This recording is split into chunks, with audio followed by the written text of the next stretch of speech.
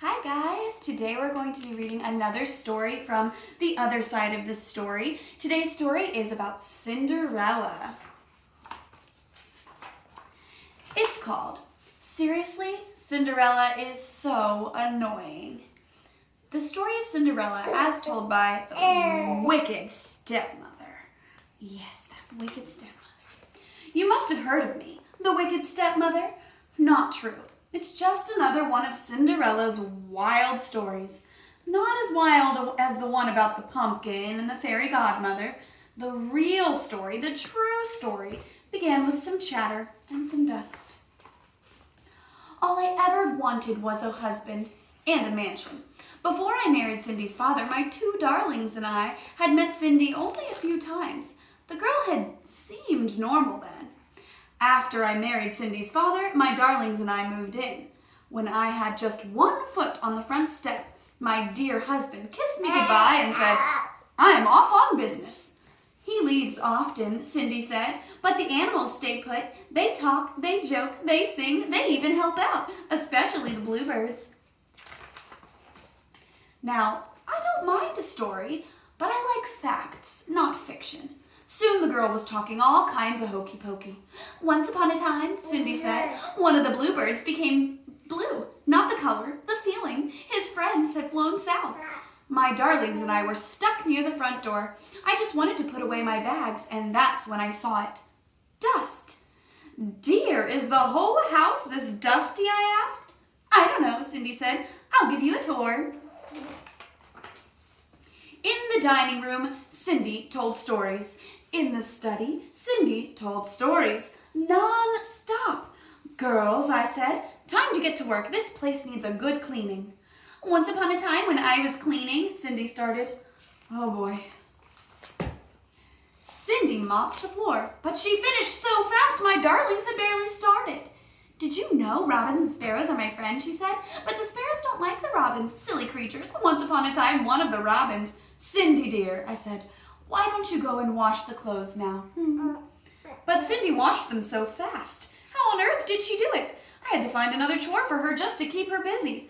"If there's one thing squirrels love, it's washing clothes," Cindy said. "The rats, though, would rather iron. You know, one day I..." "Squirrels and rats doing laundry? Quit telling such foolish stories," I said.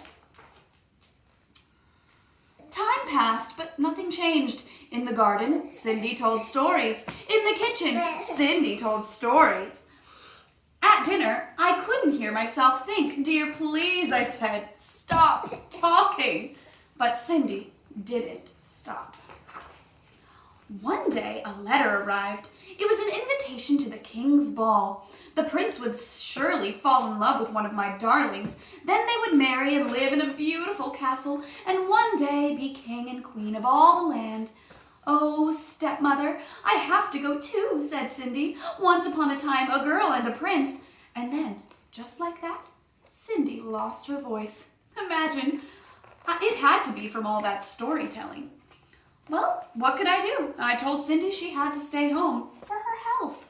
She cried, of course, but a ball was no place for a sick girl. She needed rest. Sometimes it's so hard being a stepmother. At the ball, my darlings twirled and they whirled.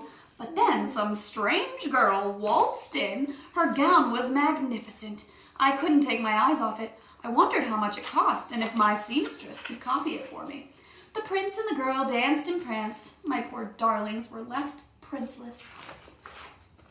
A few days later, the prince made an announcement. A glass slipper had been left at the castle. The prince would marry the girl whose foot fit it. Our big chance. After visiting every other mansion in the neighborhood, the prince's valet arrived at our door. Me, said one of my darlings. "No, me, said the other. "One at a time," said the valet. Each girl tried, but the shoe didn't fit. Then Cindy pushed out a whisper. "Please, let me try." The shoe fit. Cindy pulled the match out of her pocket. "What?" my darlings cried. Cindy pushed out another whisper. She'd said something about a pumpkin coach and mice that turned into horses. She even added a fairy godmother. Please, there's no such thing, but I still don't know where she got those shoes. A few days later, the prince married Cindy. Poor man, he had no idea what he was getting himself into. But we lived happily ever after. The end.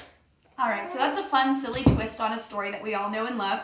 So today, my challenge for you guys is more of a STEAM challenge, not just STEM. It's got a little bit of artistic flair to it. What I would like for you guys to make is a shoe for Cinderella to wear to the ball that will not fall off of her foot. So the challenge has a couple rules. One of the rules is you cannot tape the shoe to your foot. The other rule is the shoe has to be able to come off of your foot and go back onto your foot. Other than that, you can build it with any materials you'd like. Obviously, the goal is for it to be able to stay on your foot if you're walking around, or even if you're dancing. Try doing the Hokey Pokey, and if it doesn't fall off, you've probably made a pretty good shoe.